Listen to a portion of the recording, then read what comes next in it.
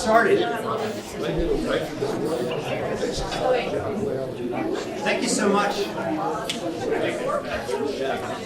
Thank you so much to everybody for coming out. I'm Jonathan Hancock from the History Department, and I have some introductory remarks, but first I want to turn it over to President Patterson. Good afternoon. Good afternoon. Thank you so much. I appreciate you being here. For those of you who are here for Alumni Weekend, welcome back to campus. We're glad to have you here. We're looking forward to an exciting weekend.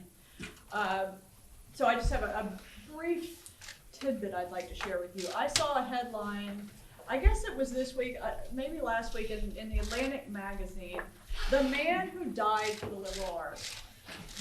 I don't fall for clickbait very often. Thankfully, this wasn't clickbait.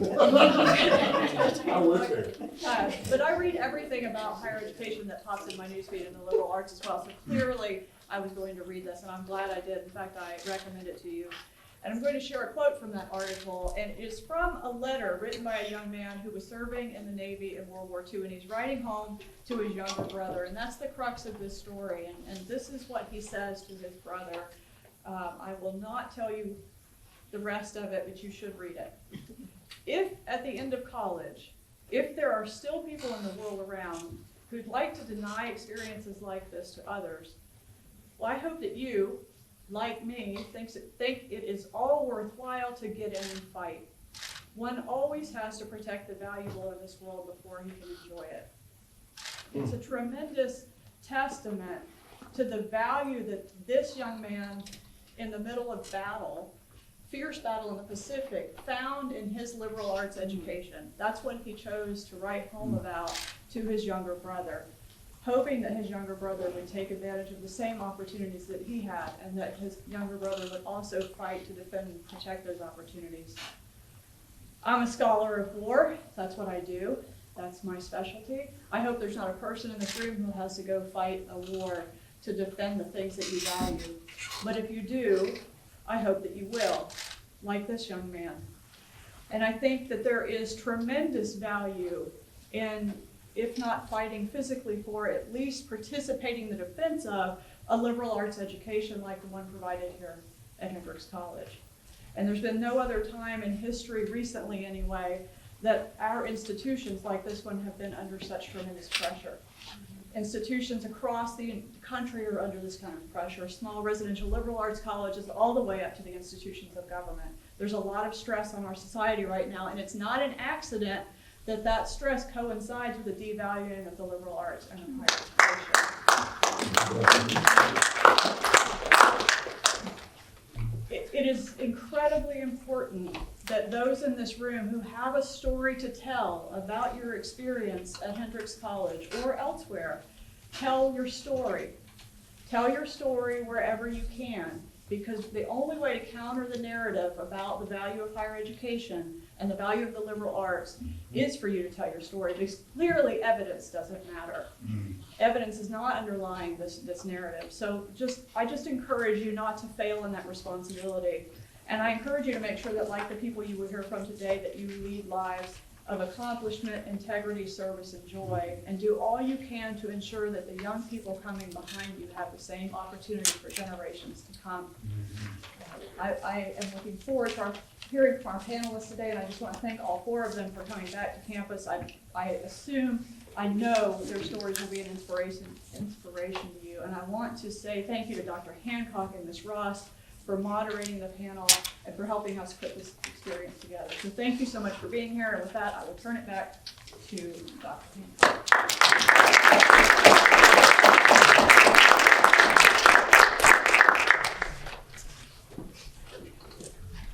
So before I get into my prepared remarks, I have to confess that I am also a reader of The Atlantic, and I'm very glad that I decided not to incorporate that because I would be scrambling to a greater extent than I am now. So as I said, I'm from the history department, and my research and teaching focus on early America and native North America. But over the last few years, I've been teaching a course that uses Hendrix's history as a window into major topics and transformations in the broader history of the U.S. South after the Civil War. The course is called Race History Hendrix, and it examines how Hendrix professors, students, and alumni have interpreted the Civil War and Reconstruction, how their historical interpretations have changed over time, and why that change matters deeply for widening our understanding of the greater good at Hendrix, in Arkansas, and across the U.S. South. Before we introduce our panelists, I want to express my thanks for everyone who's made this event possible. Thanks to President Patterson for working with me to develop our panel topic and inviting our participants. Thanks to current students and faculty for being here on a Friday afternoon at the end of the semester.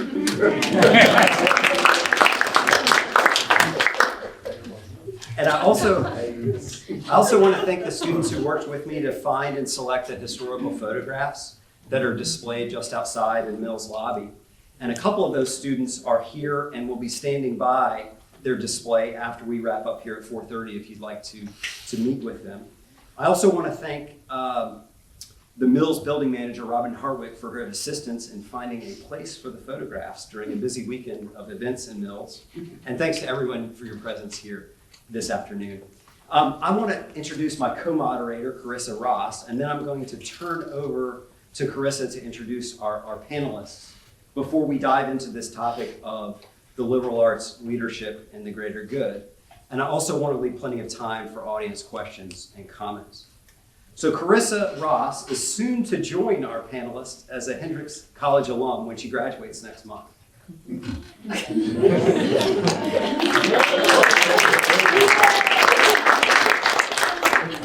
Corissa and I met over computer screens in the August of 2020 when she was an incoming first-year student. And normally when we take on first-year students as faculty members, we work with them for a couple semesters and then they declare a major and they leave us to greener pastures of majoring. But I've had the privilege, because Corissa decided to be a history major, of being her advisor for all 4 years at Hendrix, which is great and rare. And Corissa is a double major in politics and history. And this fall, she'll enter the University of Georgia's School of Public and International Affairs to begin a master's degree in public administration. In her time at Hendrix, she's interned at Arkansas Advocates for Children and Families and the Arkansas Department of Education. And she's also been involved in a range of campus organizations. I want to read a short passage from my recommendation letter in support of Corissa's application. I'm not sure if I'm violating, she's already in, and so I don't often reveal my recommendation letter details, but I thought it spoke to our panel today. Corissa is not only an excellent student, but she brings a community-minded approach to her studies and career interests. In her academic and extracurricular pursuits, she has earned the respect of student peers, faculty, and staff at Hendrix College for delivering strong work and for being collaborative and courteous. I also want to acknowledge Corissa's family members here today and those who will be here tomorrow, and another one who's going to be here this fall. Corissa's grandfather, Dr. Ashley Ross II, Hendrix class of 1951.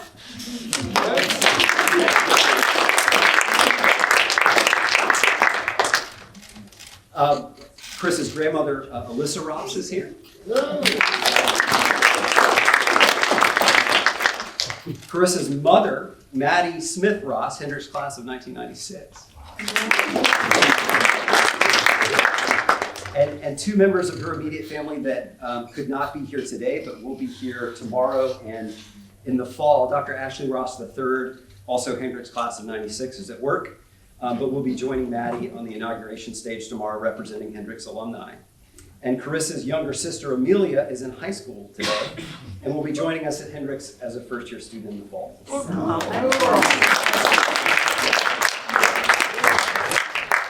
So I will hand it over to Corissa to introduce our panelists.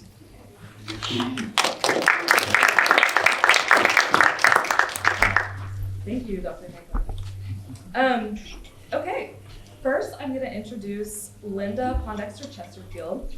Senator Linda Pondexter Chesterfield is a 1969 Hendrix graduate and the first African-American student to graduate from Hendrix. She represents Arkansas District 12, and she is currently the vice chair of the Senate Education Committee. She was an educator for over 30 years, followed by being the president of the Little Rock School Board and Pulaski County Association of Classroom Teachers. She served 2 terms as president of the Arkansas Education Association. Her work in the Arkansas Senate has included, but is not limited to, sponsoring tax exemptions for single parents, advocating for funding for historically Black colleges and universities, writing legislation to improve infrastructure in Arkansas, and more. Senator Chesterfield has received the Legacy Award from the American Association of University Women and the Arkansas Democratic Black Caucus, the Hendricks Distinguished Alumni Award, and the Hendricks Odyssey Award.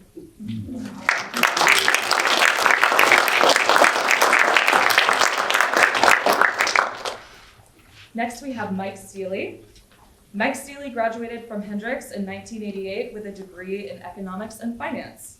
He is currently the Chief Revenue Officer at AccuCode AI, a Little Rock-based technology startup company that uses artificial intelligence to streamline and improve the accuracy of the medical coding process so that medical providers can focus on patient interaction and care.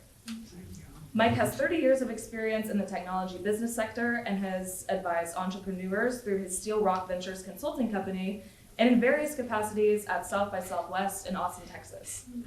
He also co-founded the Venture Center, a mentorship-driven business acceleration and incubation program in Central Arkansas, and the Arkansas Fellowship, a program for graduating college seniors that's focused on developing the next generation of Arkansas's entrepreneurs and business leaders.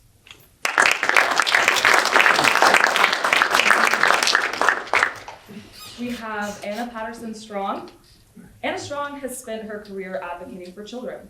A 2004 graduate of Hendricks, she serves as the executive director of the Arkansas chapter of the American Academy for Pediatrics, Arkansas's membership organization for pediatricians. In this role, she leads policy and advocacy initiatives and engages members and partners in programs that promote child health and quality pediatric care statewide. Her dedication to child well-being extends to previous roles, including Executive Director of Child Advocacy and Public Health at Arkansas Children's Hospital and Health Policy Director at Arkansas Advocates for Children and Families. Anna also was recently elected to serve on the Little Rock School District Board of Directors, representing Zone 5. She has received a Master in Public Service from the Clinton School of Public Service and a Master of Public Health from the UAMS College of Public Health.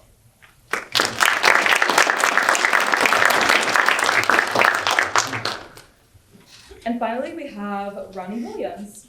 Williams graduated from Hendricks College in 1976 and earned a master's degree from Arkansas State University. Williams retired in 2021 after 4 decades of service to the University of Central Arkansas campus community, beginning in 1980 as Assistant Dean of Students and continuing through various roles, including Director of Minority Affairs, Assistant to the President, Vice President of Student Services, and Chief Diversity Officer. His 2022 book, Markham Street, chronicles his family's quest for justice surrounding the death of his brother, Marvin Williams, who died in police custody in 1960. Williams has chaired the Conway Area Chamber of Commerce and the Arkansas Educational Television Commission, and served on the Arkansas Supreme Court Committee on Professional Conduct and the boards of the Arkansas Community Foundation and the Faulkner County Shelter for Abused and Battered Women.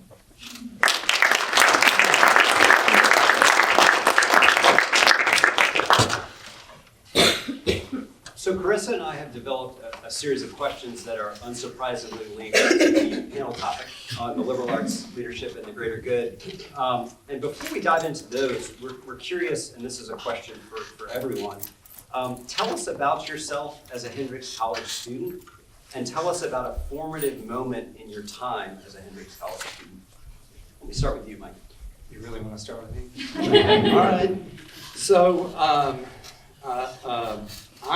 I thought he shared this, with us, and I thought about some of the fun things that I could talk about. And in reality, I kind of got nothing else. So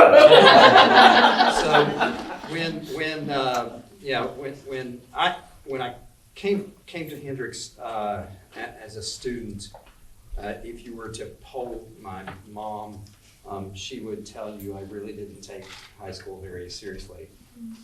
which is absolutely true. But I had a brother up here, and I had a pastor at the time at Trinity Methodist who was a big fan of me and made the case to Jack Frost that I should be included as a student here as well, despite my grades.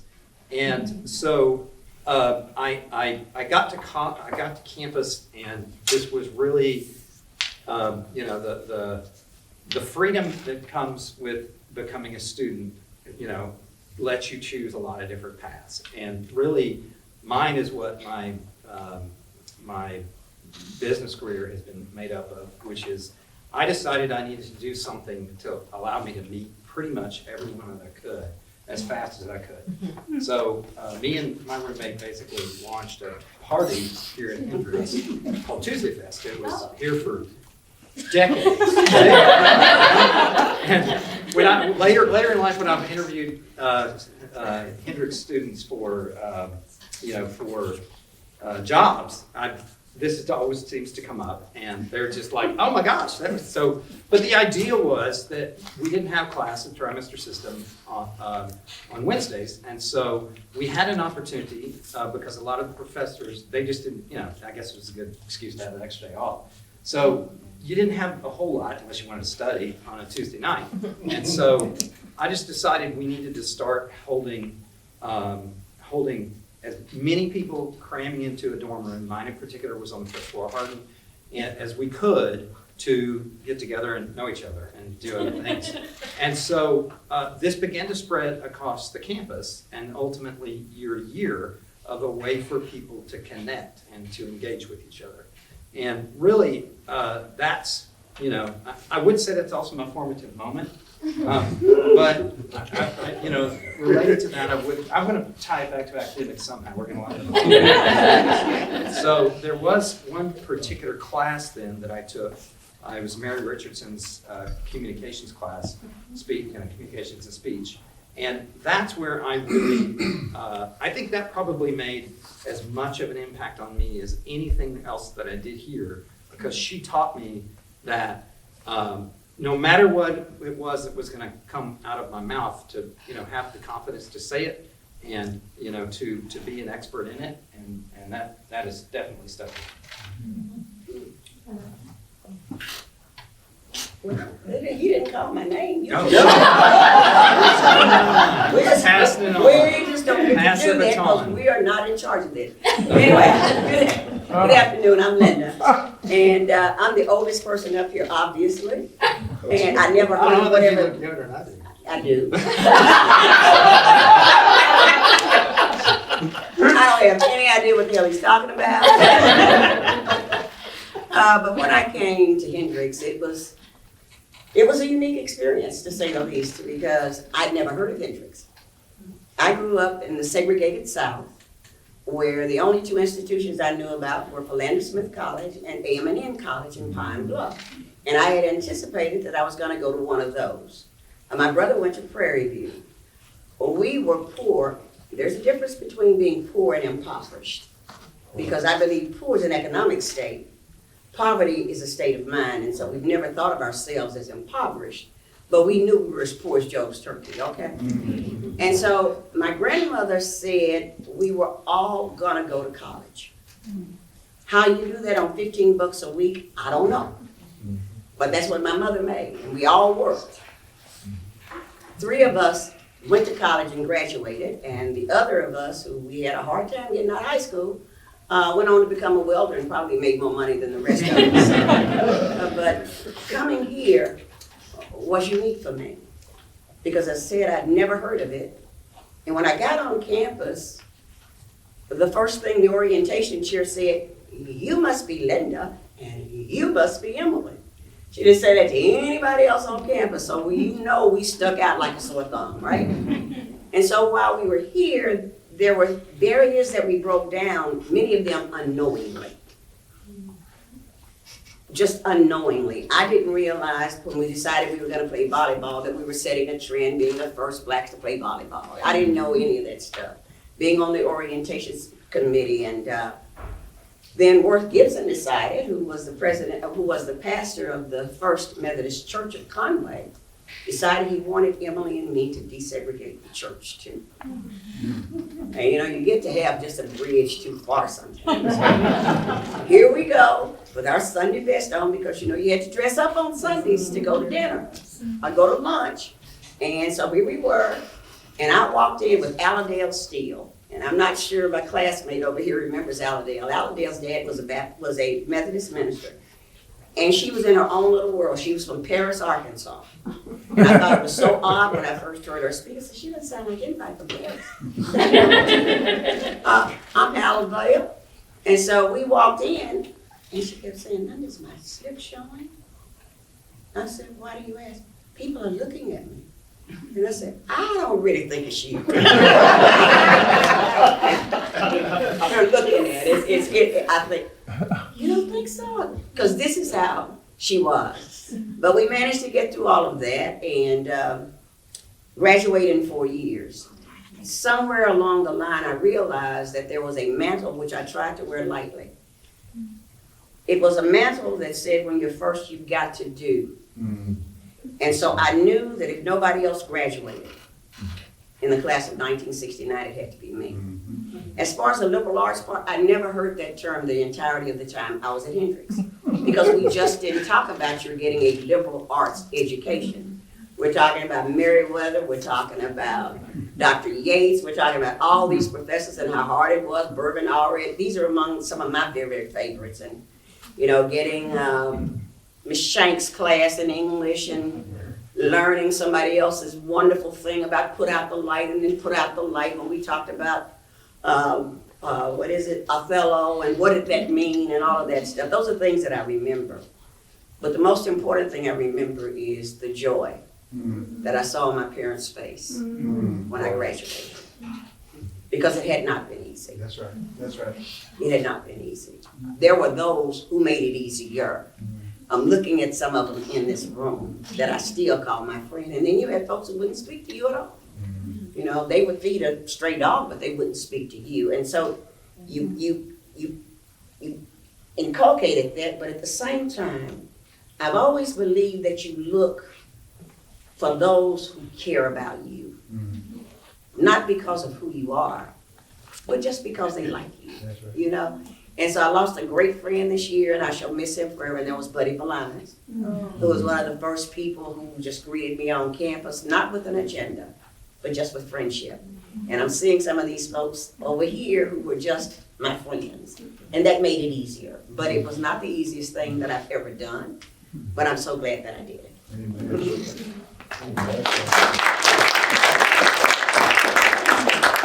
One never wants to follow Senator Oh, Chesterfield. yeah. And also the inventor of Tuesday Fest, which I actually got to be. I was Oh my here. God. I was here when we switched from trimesters to semesters, and it was a very hard adjustment.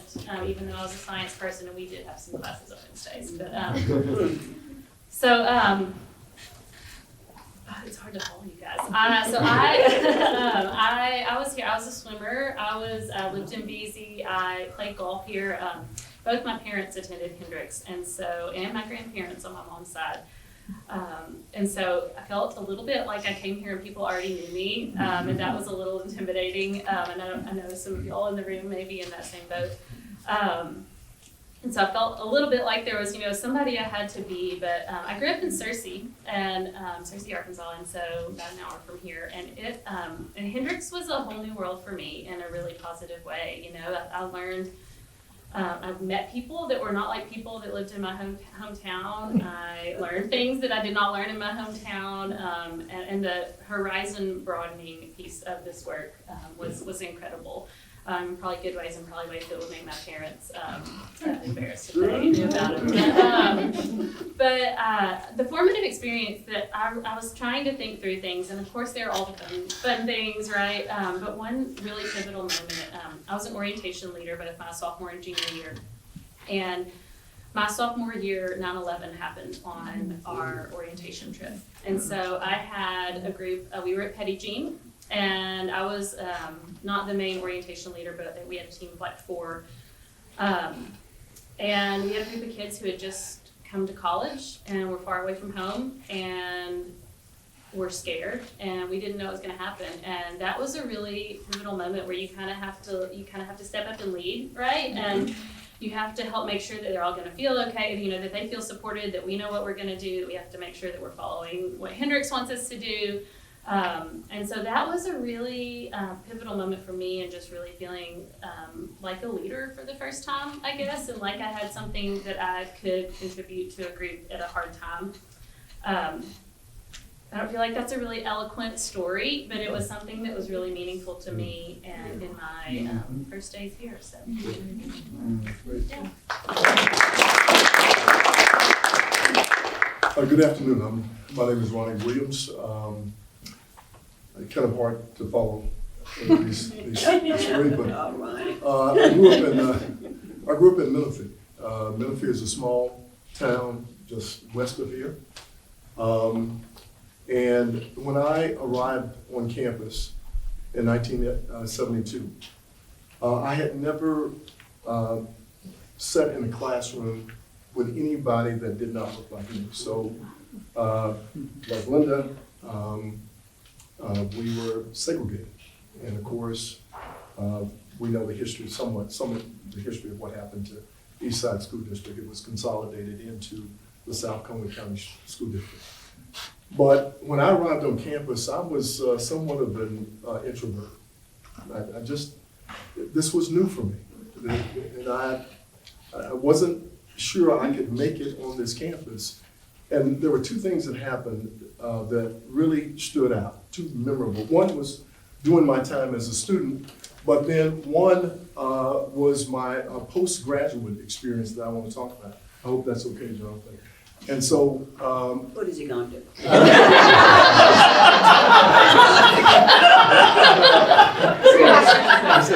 I'll ask for forgiveness of it. So, feeling a little bit uneasy about being in this new environment. I remember sitting in the cafeteria, kind of off to myself, just by myself. And Dr. Schindling walked in, came over, sat down with me, and spent about an hour with me, talking to me, getting to know me, letting me know that he would be a resource for me, that his expectations for me would be that you're going to be successful in this campus. Anyway, long story short, that stood out in my mind. That made a difference for me as this young black guy arriving on campus, never having sat in an environment that was diverse. So that meant a lot to me. Let me very quickly pivot to the one after graduation. So after graduation, 9 years removed, and those of you that read my book, I talked a little bit about that in the book. But it's something that I shall never forget. So very quickly, the book is about, I lost my only brother. My brother was murdered in 1960 here in Conway. He was bludgeoned to death by law enforcement. Mm-hmm. So in our efforts we learned of the facts surrounding my brother's case on August of 1984, 8 years after I graduated from college. And so through a number of efforts, we were able to get the case reopened, the two officers indicted, and a hearing, a criminal trial, subsequent criminal trial. That was in 1985. In the fall of 1985, we're in the heat of the case. And let me tell you, Ronnie Williams was toxic in this community. It was heated. Our case had received national attention. We were in the papers every week for an entire 3 years.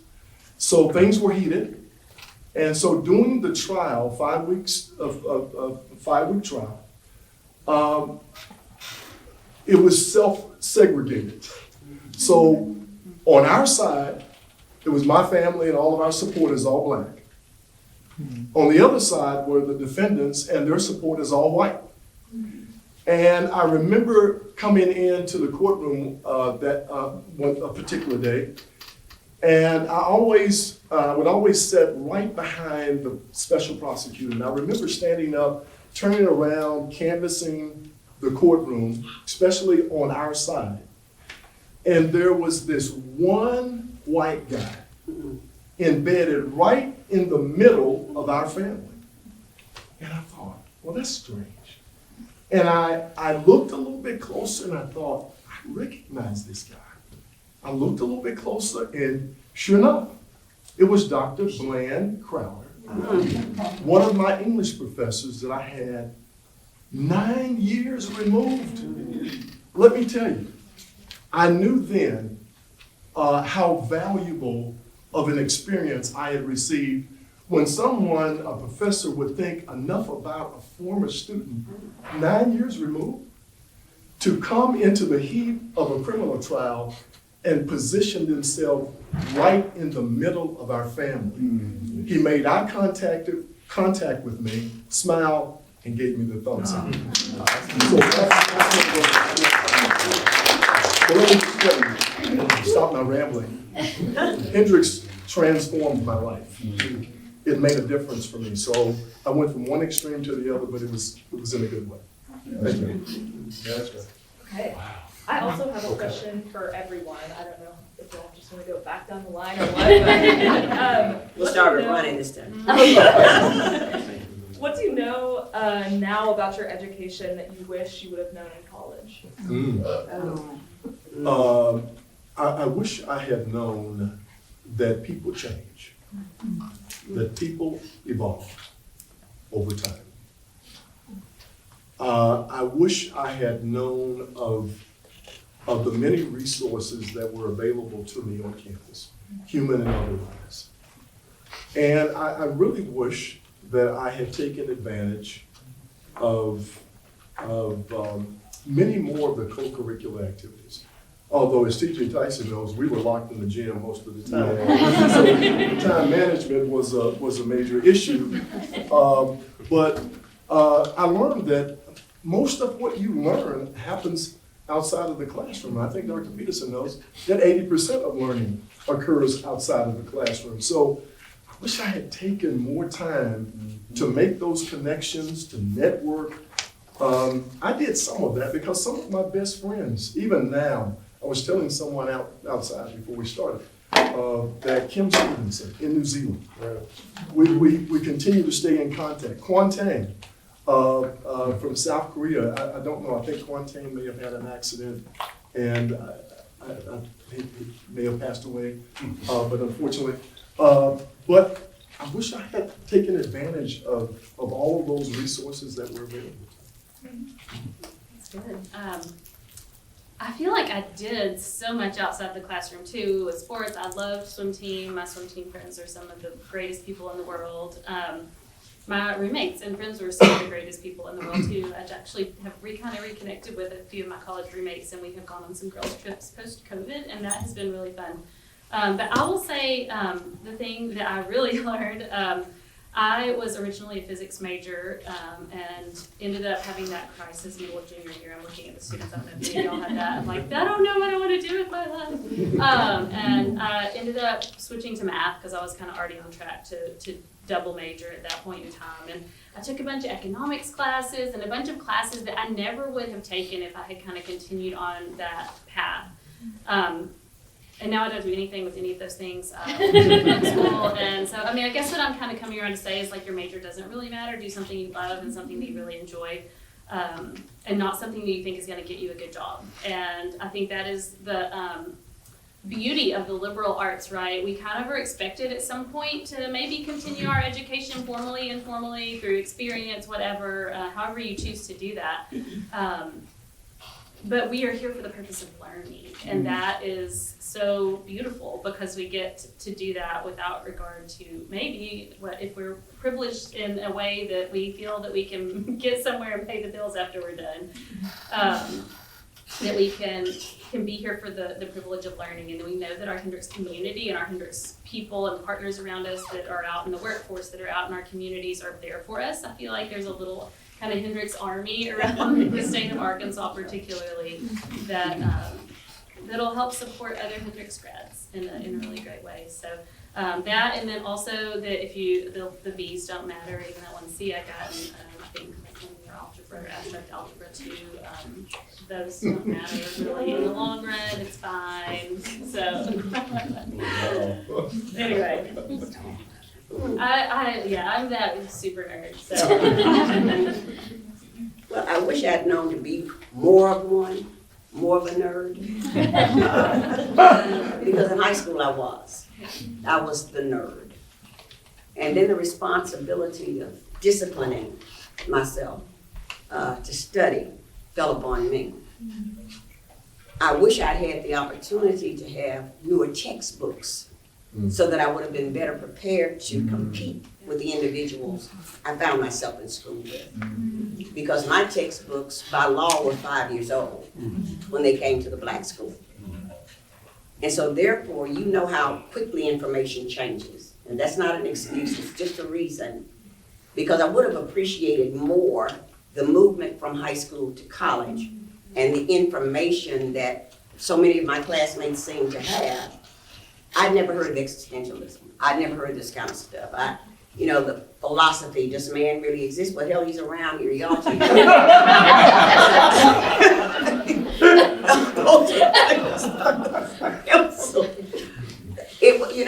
I was so unsophisticated. It really is just amazing how unsophisticated I still am.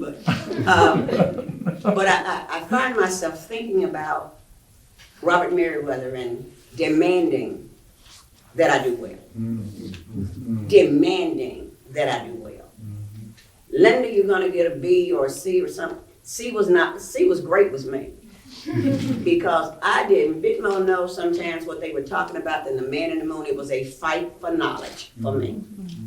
And I consider myself a pretty bright person now because I've had the opportunity to do this on an more equal playing field of gaining information. Not an equal playing field politically or socially, but on a playing field that allows me to grasp the information at the same time everybody else has it. I try to make sure that I read everything that comes through the legislature. And that's hard. That's hard. And I'm thinking back now to the feeling that I had sometimes when I came here to just not too long ago when the LEARNS Act, I know some of you have probably heard of that, the LEARNS Act. And my Republican colleague, who is the president pro tempore of the Senate, did something to me that had not been done since I got the 5-year-old books, okay? I'm going someplace with this, really I am. He gave all of his Republican colleagues a copy of LEARNS, which is a 145-page document. And keep in mind, that's not the only thing I've got to deal with because I'm on education, I'm on transportation technology, and legislative affairs, budget, da-da-da-da-da-da-da. And he gave it to them on a Thursday. I got it the following Monday at 5:45. And I had to be ready to discuss it Wednesday morning at 9 o'clock. That's the way I felt here. That's the first time I felt that way in a very long time. Like you wanna tie my arm behind my back, yet I'm supposed to be able to compete with you. Well, I said, the devil with that, hell, I'm gonna read all of this. I'm gonna know this better than anybody else. And I wish I had taken that same attitude here rather than, I'm gonna do okay. Because I knew if I did okay, then those who came after me would be okay too. So I'm not saying that I didn't do well in some things, I could have done better.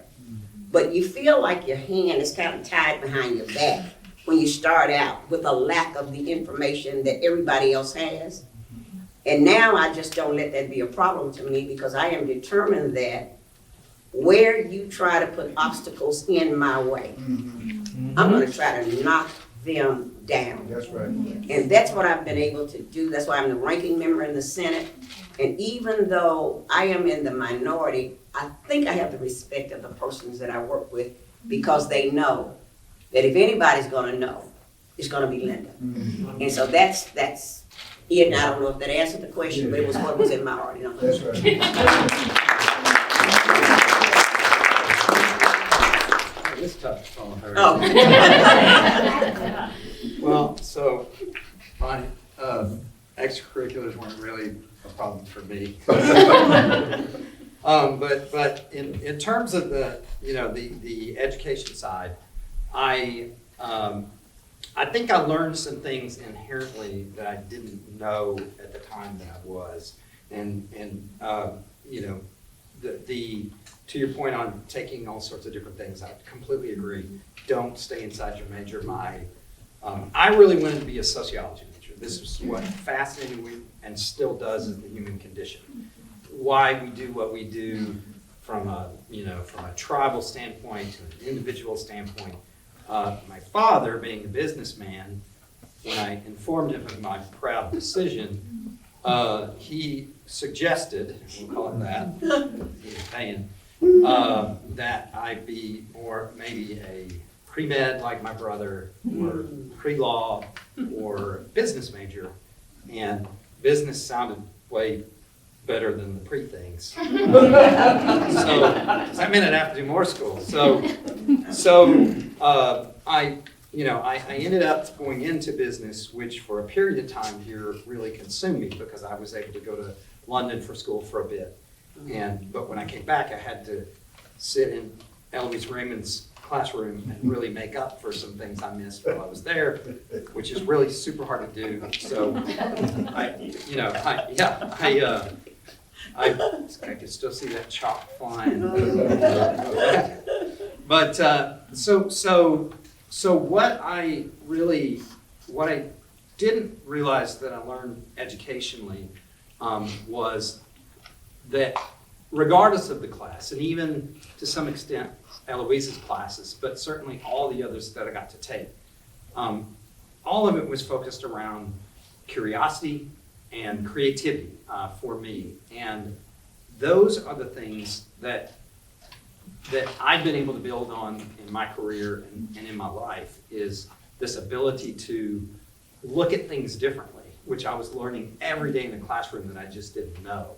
There was a Friday, apparently I found this out maybe 3 or 4 years ago, on Friday nights, there was some of the professors, I believe in philosophy and religion, got together, and you could go and just talk about a topic. I don't know if they still do this or not. And it was just an open session to meet with the professors after hours and do this. And that's something I would do every Friday night now. Now I had my brother's fake ID, so I was the guy who would run and get the beer.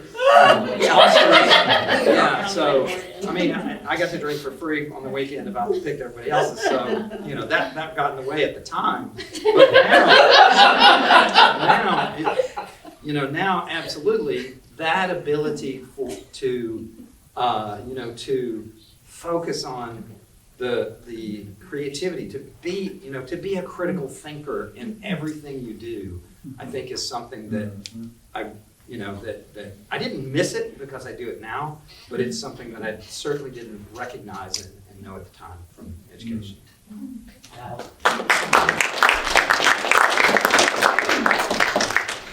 right. Also for everyone.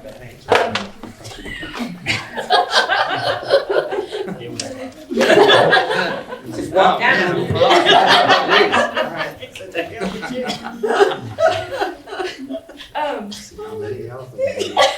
I'm just getting started. Okay. How do you define leadership in your work and in your world? This is also for everyone, so.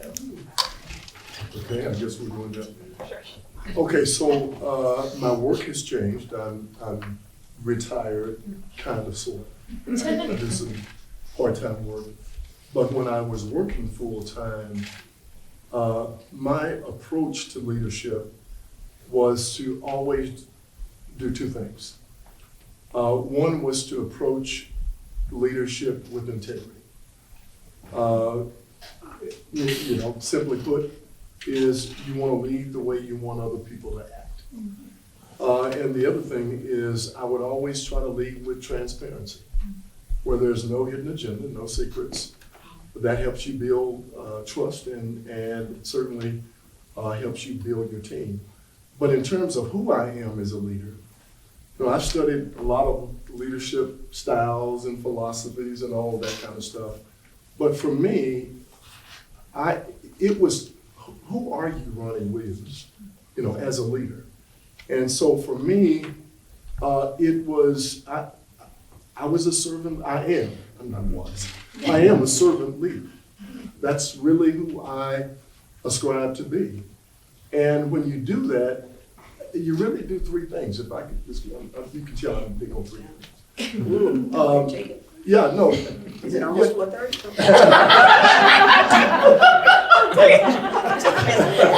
Messing with you, Ronnie. We're not Messing with you. I'll definitely cut it. Linda is, yeah, she's speaking in code, so I'll cut it. No, I'm not. I'm just messing with you. We gotta lighten up, okay? If you're a servant leader, you're gonna work on building yourself, and that's, to me, that means you got to be confident as you approach leadership, not arrogant. And let me just say, in my 29 years of executive level leadership at UCA, I had 7 presidents, and let me tell you, nobody should have 7 presidents. With all due respect, Dr. Peterson. Nobody should have 7, but I had, so you get a chance to see the good, the bad, don't you? But anyway, you build yourself, and the other part of that is that you have to be authentic. In leadership, let me just tell you, the people that you are trying to lead, they can see a phony a mile away. If you're not authentic, they can see through all of the superficial stuff. So for me, it was to be Ronnie Williams. Don't try to be anybody else, be Ronnie Williams. Secondly, is I was always concerned about building the team. Servant leaders are gonna be team builders. They're gonna always acquiesce to the will of the team. They're not gonna take their ball and go home every time you can't get your way, or you can't get something accomplished. And lastly, is something that I really believe in, is building your leader. Now, I guarantee you, Dr. Peterson, nowhere in any of the job descriptions that she is writing or has written for her executive team does it say, part of your job description is to make me look good. All right. But I believe servant leaders will do that. They'll make the people that they work for look good. Houston Davis and all the other 6 never asked me to do that. We had an understanding. I had an understanding with all of the 7.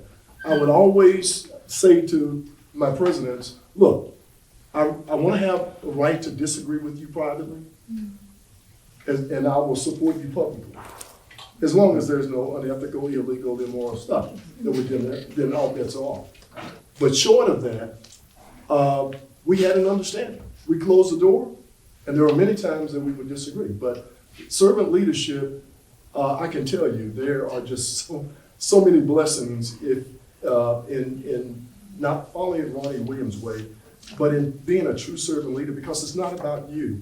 In my role at UCA, for all of those years, was about creating an environment that allowed young men and women to find their rightful place in our world. That was it. That was it. It wasn't about making Ronnie Williams look good. And you know what? All along the way, there were some blessings that came at the end of retirement that I didn't see coming. All because I was really putting other people first. I'll stop my rambling, Linda. Oh, no. I was hoping you carried you for 30. I would have said that. Well, I can jump in. I absolutely second your servant leadership. Just your comments about that. I think the leader is the person who shows up and does the work. Sometimes that work is glamorous. Sometimes that work means giving the right information to the right person to make something happen that is good for the people that need it. And as we talk about kind of the greater good, as we evolve into that conversation a little further down in our discussion, I really think that figuring out how to show up for the people that need you to help them show up, or need you to be there for them so that they can show up to be their best selves as well, is a really important piece. I am unabashedly a child advocate. I am here to do good things for kids in my career and my volunteer work. It has been pretty consistent over the past 15 years. And I just show up and do the work. I mean, you put a one-pager together to go talk to lawmakers about what the important thing is to do, and I'm here to say, She's shy about it too. but to be able to, I'm kind of blabbering a little bit. I took 8 pediatricians to Washington, D.C. this week. and it was awesome. We went and visited with, we had people in 5 of the 6 congressional districts, we visited with both our senators and then 3 of the 4 congressional districts in Arkansas. And they were all like, Anna, this is so great. Like, you just do this. How do you go in and talk to them? And I was like, you just speak from your heart. And I sat back and watched them. We had coaching time. You know, we worked together. We talked about a safer digital environment for kids and making social media companies and those talking about who control what's on the internet. Making them have some responsibility, a duty of care to protect children. And we talked about the Emergency Medical Services Program for Children, Emergency Medical Services for Children Act, which helps make sure that kids in rural communities across America have access to the same level of care that they would have if they were in the best pediatric hospital in the world. And going up there and helping those pediatricians figure out their story, their voice, and their way to talk to our lawmakers about this was beautiful. I just sat back and watched, and it felt like leadership because I didn't have to do a thing. You know, I just showed up and I watched them do what we had brought them there to do. And so for me, leadership really kind of comes back to like, you know, life is one big long group project, I hate to tell y'all. But figuring out the role you want to play in a group project. Maybe you want to be the person who's kind of behind the scenes, doing things quietly. Maybe you want to be the person voting. Maybe you want to be the person who is educating people on what you think they should do, the technical expert. But regardless of the role you want to play, figuring out how to do that and doing it with your whole heart, I think is the way to be a leader. And I think people will naturally follow you even if you didn't really expect that.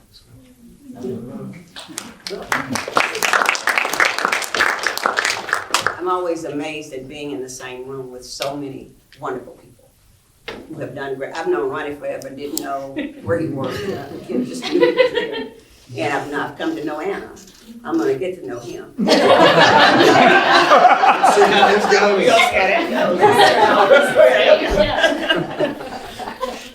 Being a woman and being a minority create special stuff for you to do in order to get what you need to have. Because it is not expected that women will lead. It is not expected that people of color will lead. And when people want to just pat you on the back and dismiss you, I've never dealt with that well. I'm looking at Phil. I want y'all to meet Phil. Phil, wave your hand. Phil was one of the most remarkable members of the Bureau of Legislative Research. He made me look so much better than I got. I want to recognize him for that, and I'm seeing other folks that I know too who have been here. Let me say it is a constant fight.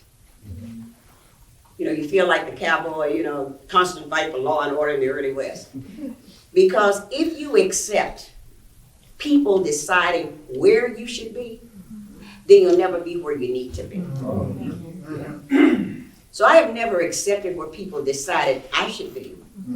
I have decided where I'm gonna be. And that means that sometimes I have to fight like the devil. Sometimes I have to get behind closed doors and say ugly things to people who have decided that they're gonna be able to talk to me any kind of way. I don't accept being spoken to any kind of way. And y'all know what I'm talking about. And if you don't, well, we'll talk after this. But I have to know what I'm talking about. I always feel, and I tell these youngsters who come after me, you gotta work harder, smarter, longer than anybody else to get where you want to be. You can't just say, I'm gonna do what they did to get where I am. You must work harder, smarter, longer, and that has not changed for women, and it has not changed for minorities. So I do that. My husband talks about me reading. I may be reading at 1 o'clock in the morning, I gotta be there. I may be groggy, but I'm there. When you are a leader, you also must be one who cares about other people.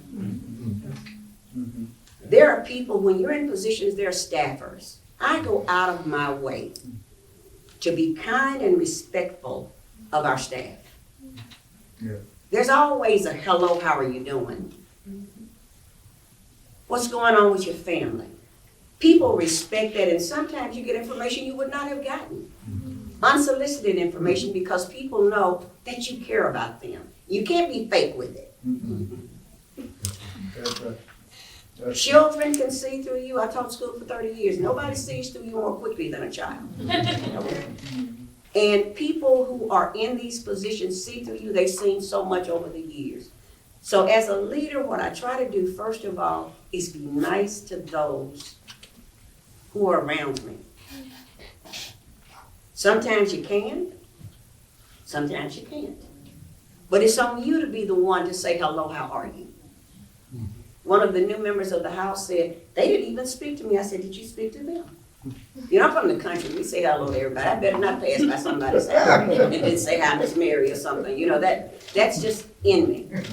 But knowing when I was president of the school board, when I was a member of the NEA board of directors, when I was a member of the NEA executive committee, I had to know Robert's Rules of Order newly revised. As a member of the legislature, I must know Mason's Rules of Order, because he or she who knows the rules, even though in the minority, can sometimes rule the day. I've shut meetings down because I knew the rules.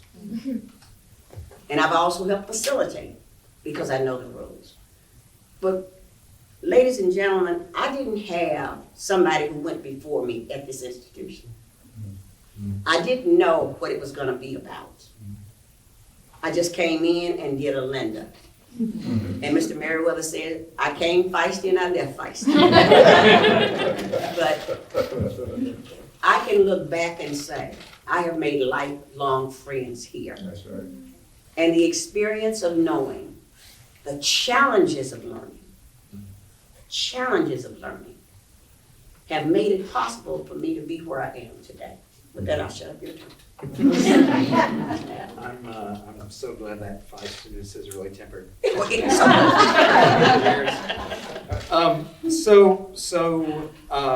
My real first experience with leadership actually happened here, and I'll just in the context of business.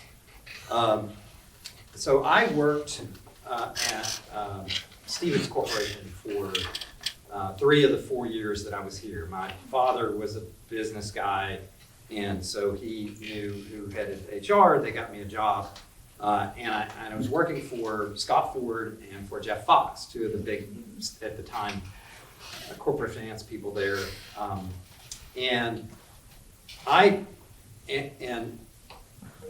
Towards the end of my senior year, Scott pulled me into his office and said, Mike, we're starting this new internship two-year internship program based off of Wall Street. Would you like to do this? And I was like, yeah, that sounds pretty good, Scott. And I left and went over the weekend. And then on Monday, we had interviews here on campus, and I had already scheduled some interviews here. And one of the people who I sat down and had an interview with is a guy that has his name on a building right down the way. Is Charles Morgan. So I didn't know who Charles was. We had 3 at the time computers that were over here in Mills in the bottom of it, and those were literally the only 3 we had for the entire business, so we could practice with spreadsheets. And because we didn't know what a computer was, right? And so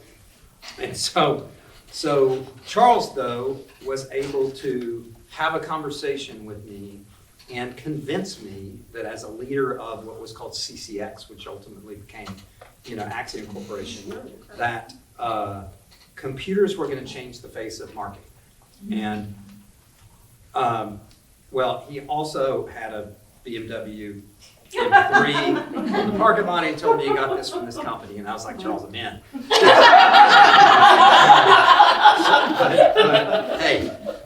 But Did that come true?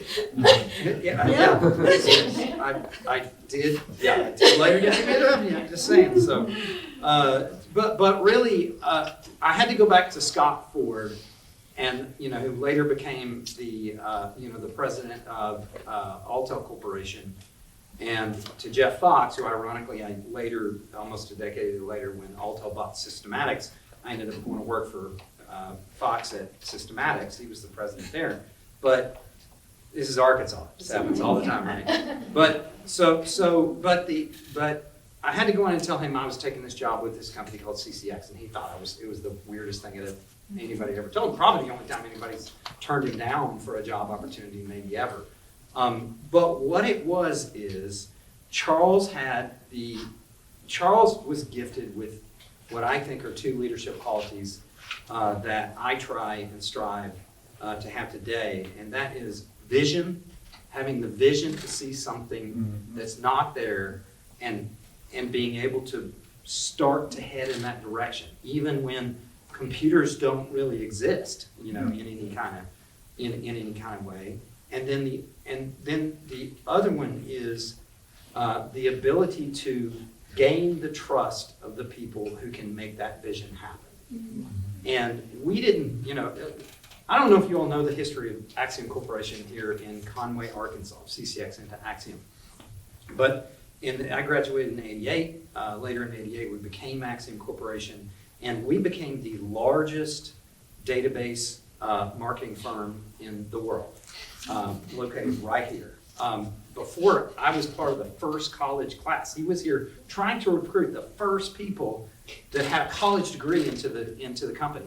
Because before that, and we still did this, when I had started there, if you were standing in the checkout line at Walmart and they could use the 10 key well, you said, would you like to come to work for this company? Because we needed bodies and we needed them fast because we were growing. But Charles, over the course of my tenure there, which was about 10 years, had the amazing ability to know where we needed to go. And he rapidly grew something that I haven't seen grown that way in a market that didn't exist since. And and he had the ability to, on a dime, get a company that grew from, we were tiny to hundreds of employees to thousands of employees to completely buy into whatever direction he wanted to take us. Sometimes they weren't good directions. We decided at one point we're going to fulfill all of Disney's Mickey Mouse toys around the country, and we had an over here by the airport where we built this big shell of a building. Didn't work out well for us, but the minute that we wanted to change the direction again, everybody was in, again for the sky. And I think those are gifts to be able to see that and to be able to build that trust. There's, that are things that every leader has to be able to do. Could I add one thing? Yeah. I was thinking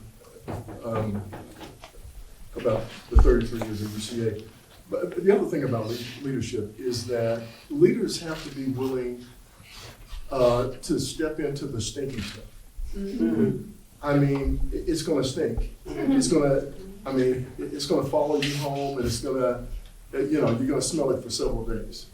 I was thinking of the environmental campus after Dirk Shaven did what he did, held his knee to the neck, and of Ursula Cullen. And we knew there would be a reaction, depending on the outcome of that case.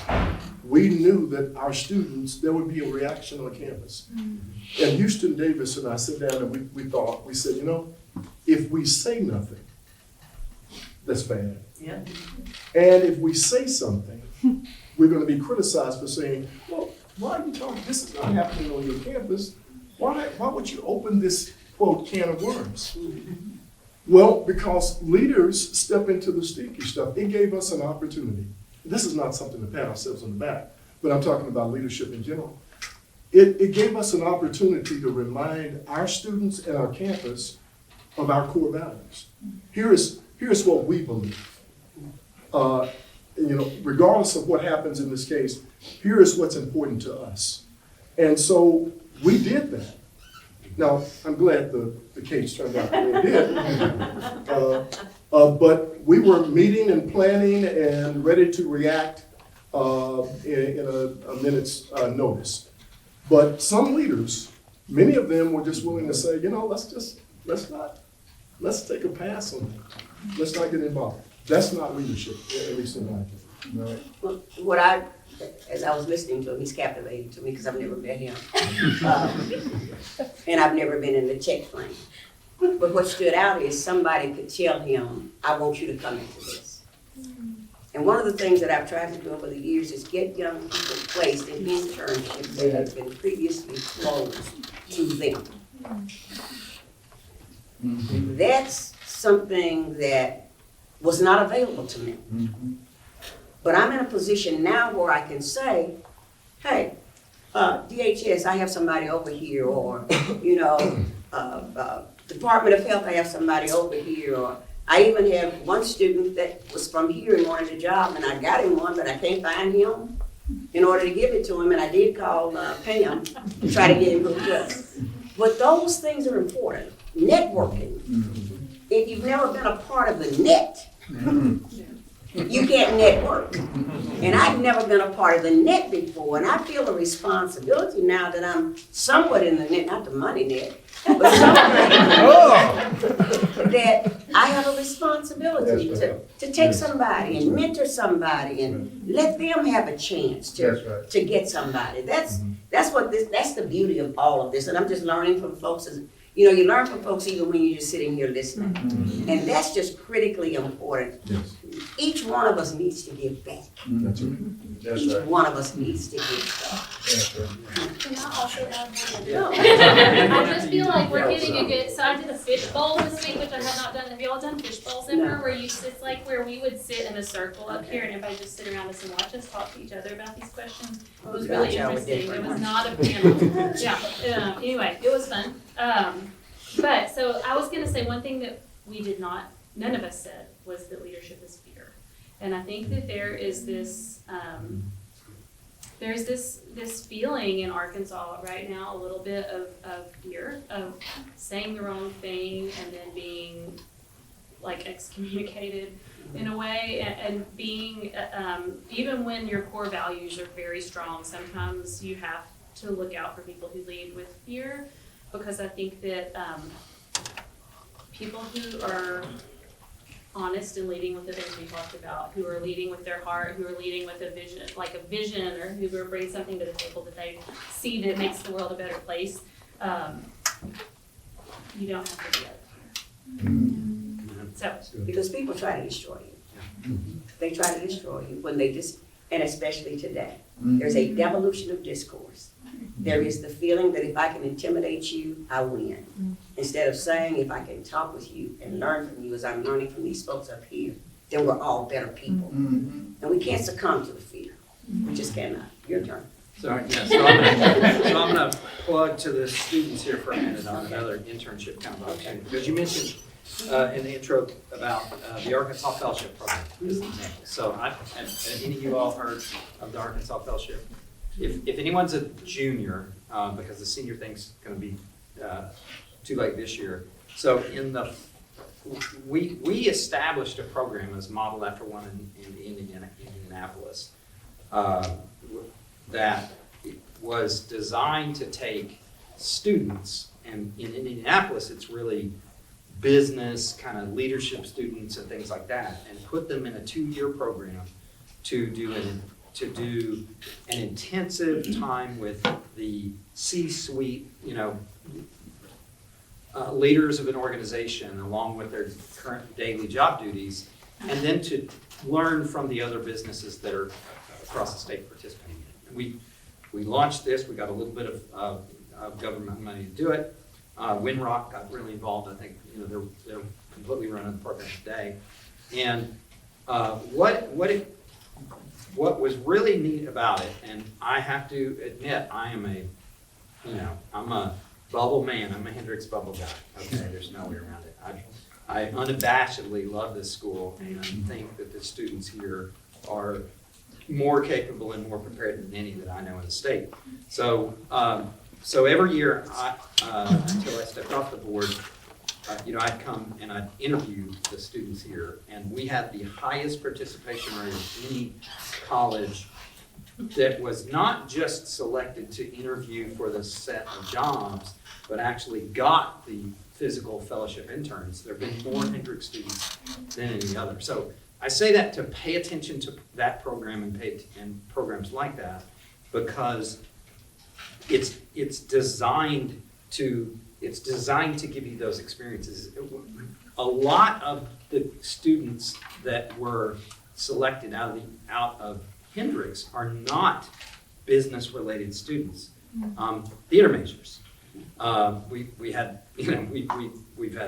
theater majors, sociology, anthropology, English, just creative writing, everything, because of the education, because of the preparation really and the experiences you're having here. When we started to interview, and I did all the interviewing on campus, but even afterwards when we had the kind of matching day, if you will, where the interviews with the companies happened, they would all make the comment that these are the most well-rounded kids, that are in Arkansas. And it's no surprise that every year they say that. I'm like, no kidding, that's why they're here. So take advantage of that and look at that program certainly, but listen to everything these people have been saying and use that to your advantage, because you have this network, you have this capability to reach out to any of us, and if you've got a question, and we will send you, where we can to help you. Absolutely. So use us. We stressed y'all out by talking too much. Yeah. No, you're doing a great job. No, this is great. Go ahead and coordinate this thing. No, this is great. I want to ask one more question that kind of threads together a couple remaining questions, and then we'll open it up and this is a question really for everybody to think about, given the weekend. So the theme for this weekend's presidential inauguration is building on our foundation of excellence. And I have two questions about that. One is, what should be most important about a liberal arts education in 21st century Arkansas? And the second question is, what should Hendricks' role be as an institution in 21st century Arkansas? I knew we shouldn't let you get involved. Like, that was the hardest question on here. Yes, I don't even know what you said. That's let me read it. So it's, You got it down here. I'm the one that didn't bring up.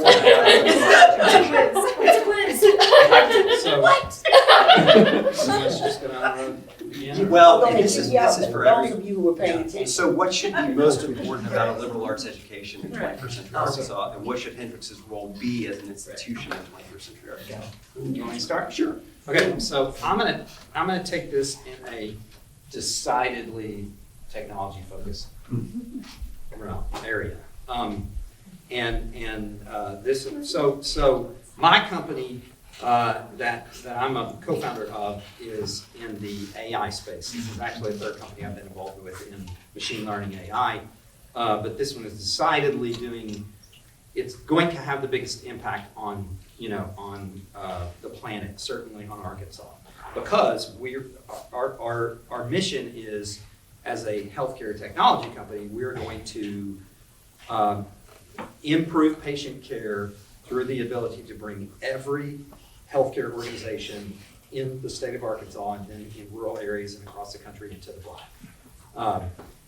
And I'm new to healthcare, so true to form with Hendricks, true to form with my learning here, I don't know a thing about healthcare other than my dad was in the hospital for about 9 months, and I was there every day. And I learned when my brother and my sister moved away, because I'm taking care of my parents and I'm communicating all the information that was really hard to find every day. And then after he's doing better, he's at home, he can drive, way to go, Dad. But then came all the bills, and then came all the stacks and stacks and stacks of paper. Well, what is happening now with technology is it is giving us the ability to take all of that and apply a AI technology to it to make it extremely efficient, and to take out the things in the system that are the things that are really boring, the things that are really repetitive, and the things that people make a lot of mistakes around. And what that then leaves is, and I'll use a nursing home example, we're talking nursing homes all across, there are nurses in nursing homes today who are paid time and a half to do the billing in the nursing home, okay? So instead of going home and being with their family or taking a break from their really tough job, they're up there late, overtime, keying in billing information and trying to make sure things that are keyed correctly so them as a provider will be able to get reimbursed so the whole system works. Now, as I've gone into this, I figured out this whole system corrupts itself. It's just, it is, a lot of people make money by keeping things the same as they have been. And that's where I think, technology can come in and take care of this, because I can take that nurse and I can remove all of that off of her. I can make her job a lot more pleasurable, meaning her patients that she's working with, the people in the nursing home are actually, happier, and they have better outcomes. And she gets to go home early, or he gets to go home early, and the entire system floats because we're looking at leveraging a technology that is going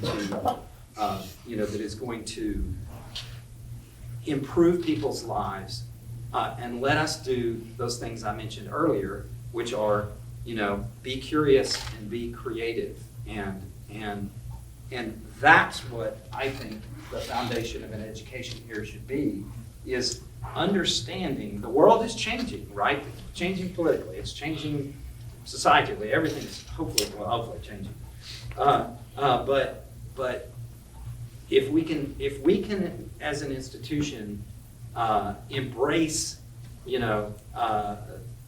these technologies and embrace AI. And I know Eloise there's still the blackboards over here, right? So she's smiling from in her grave that there's blackboards. Well, there's one right there. So, which is great, and I'm glad we have them.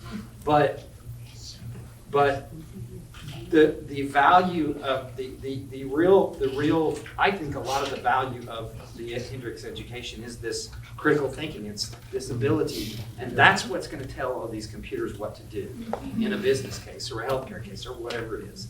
And so I think that the most important thing here is the blending of where this is headed from a technological standpoint with the traditional methods of liberal arts to be able to create these critical thinkers that can actually make the instructions and make the world a better place.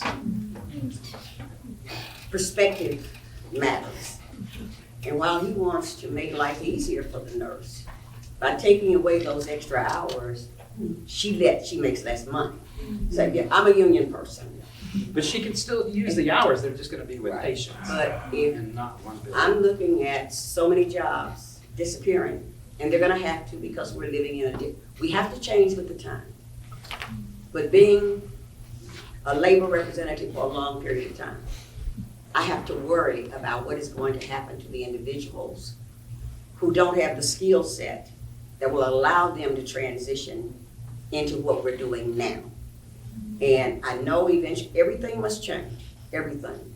And most of the time it's for the better. I think some parts of AI may be very, very good. I think some of it are very, very dangerous.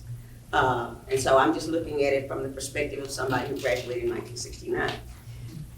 But here at this school, I'm a history and political science major. And I got a master's from Washington and all that. Didn't do hoity-toity schools, just good schools, good schools. And I don't see enough political involvement. I don't see the push to get people registered to vote. And Hendricks needs to be at the forefront of that. Because the decisions that we're making politically are going to determine how AI proceeds. It's going to determine who is going to represent you, what decisions we're going to make. Are APR nurses going to be able to take the place of doctors? Should they? What is going to happen in the schools? Because our public institutions are under attack because of diversity, equity, and inclusion. The individuals that we elect will make those decisions.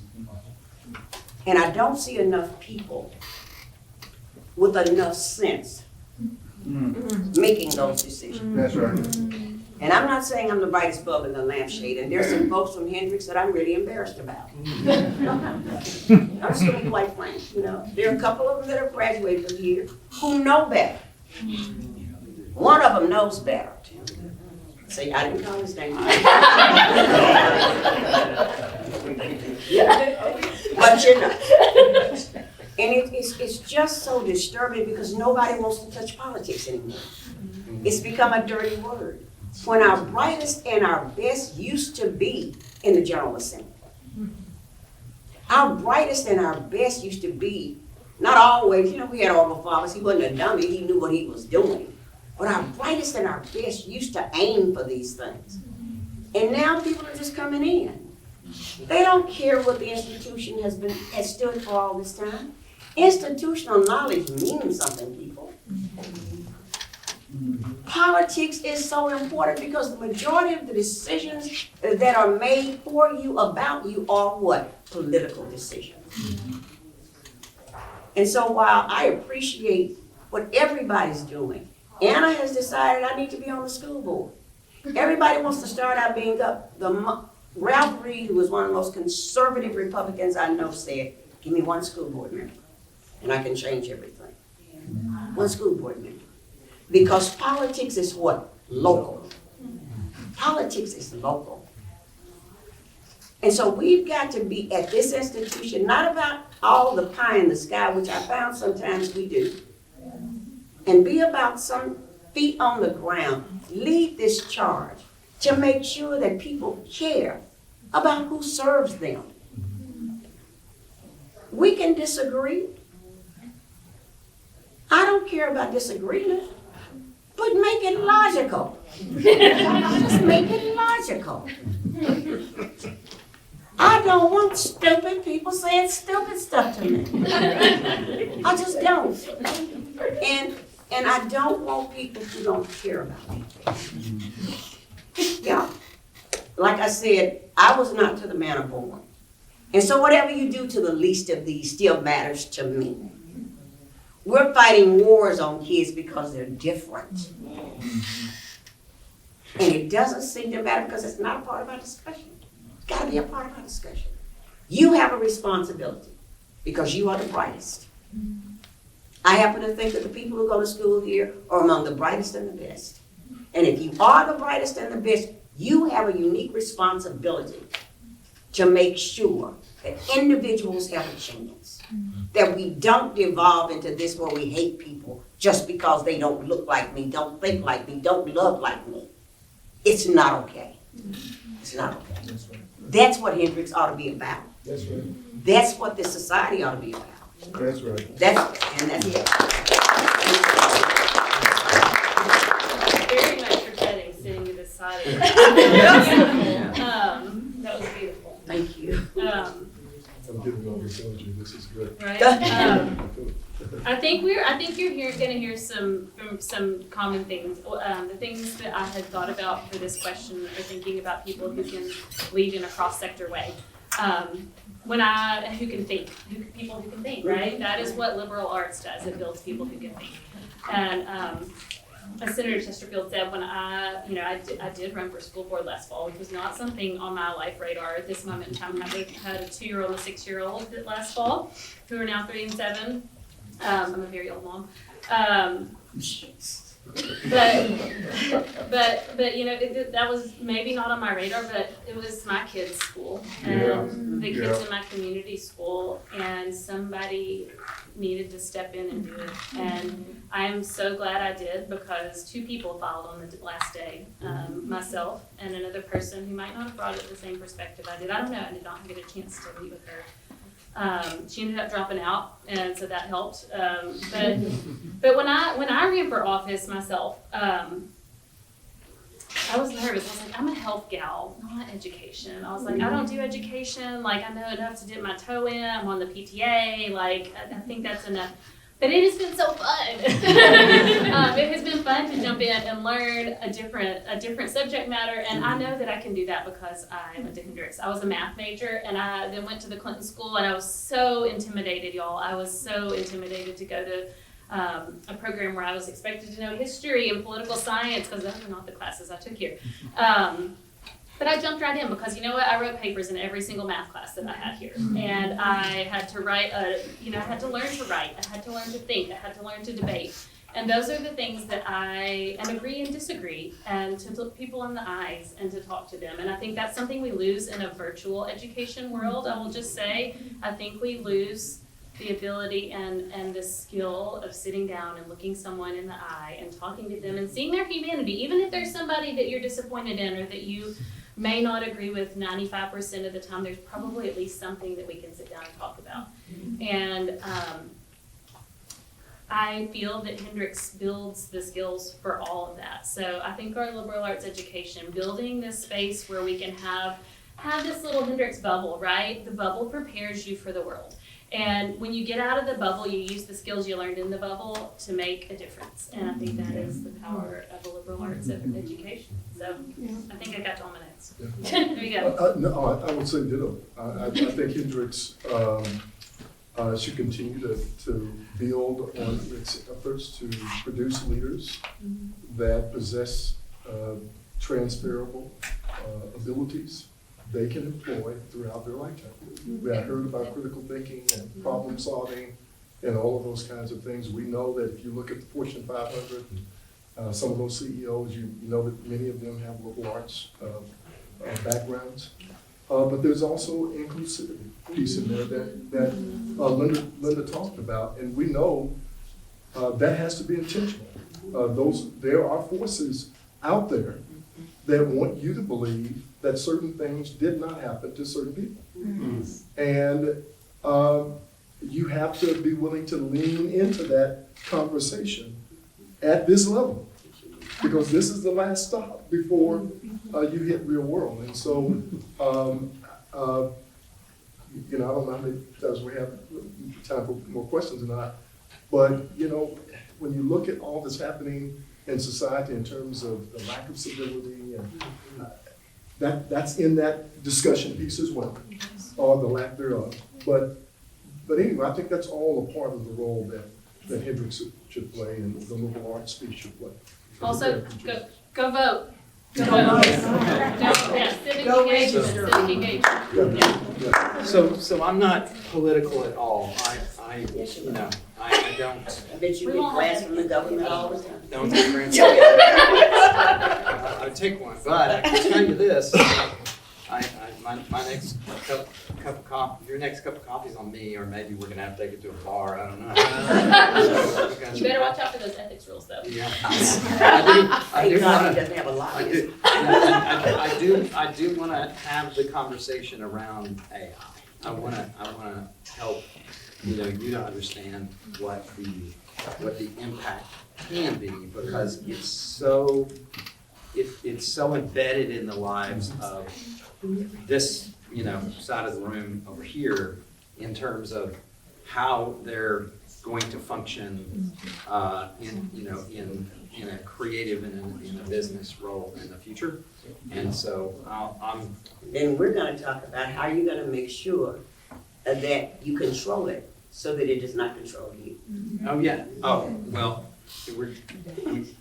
I can. We don't have that. I want to be on your coffee list too. Okay. I just learned to do talk to text, so Yeah. I'm officially at the level of my mom not being able to operate the VCR. So No, I hear you.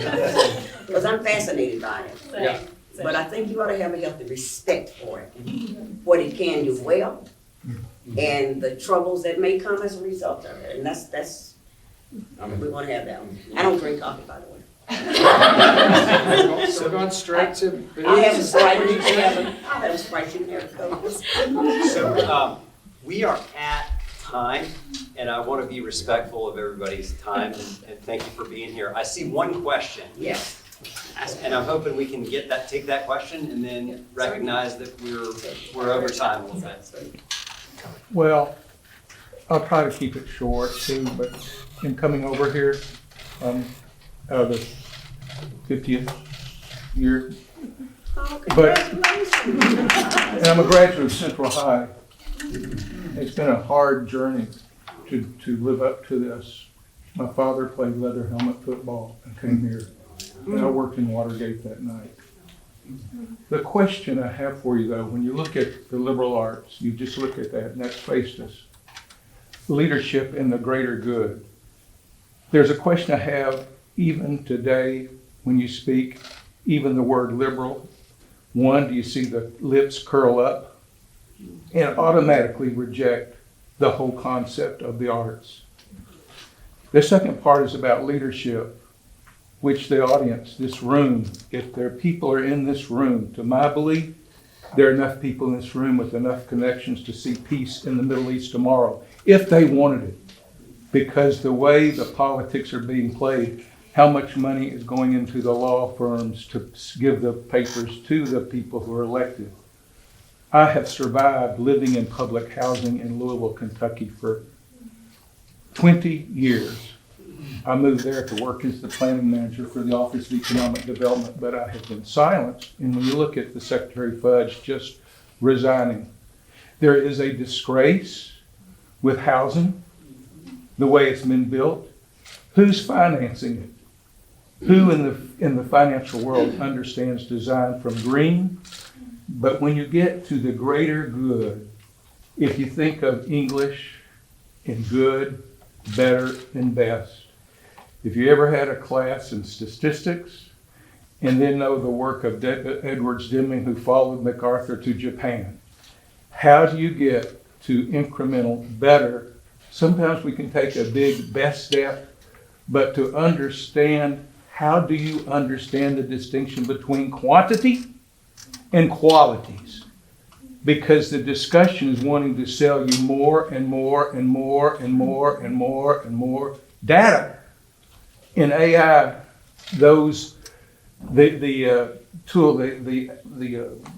mechanics of that automatic, the data summation, is throwing curves in there when you have a disability, because if this discussion was about race, sex, creed, gender, and disability, the aging and disability, the design for that, it's not so good.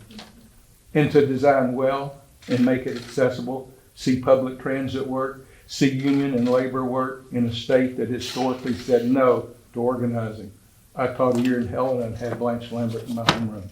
So I ask you these questions because really these networks, and to know of Axiom, the Stevens, the Rainey's, there is a way that word gets out, and who's speaking truth to power. Sorry, that's a little bit longer than one question.